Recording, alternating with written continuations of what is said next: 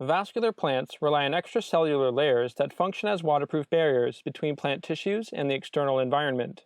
These lipophilic cell wall-associated structures restrict pathogenic infection and regulate the passive transport of gases, water, and dissolved substances in and out of plant tissues.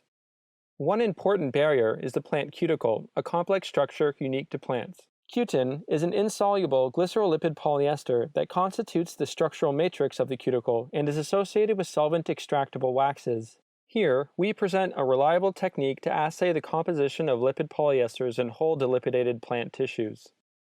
In this protocol, whole tissue samples are harvested, homogenized, and exhaustively delipidated by a series of solvent extractions to remove solvent-soluble lipids including cuticular and epicuticular waxes, triacylglycerols, and membrane lipids. Samples are then depolymerized into their component lipid monomers by sodium methoxide catalyzed methanolysis. Silylation reagents are added to transmethylate hydroxyl groups into their corresponding trimethylsilyl derivatives suitable for gas chromatographic analysis.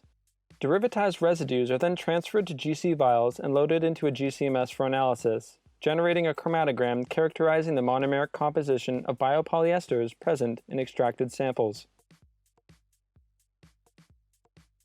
Here, we harvest whole leaf samples from wild-type and 2 mutants of mature Arabidopsis thaliana plants for extraction and analysis.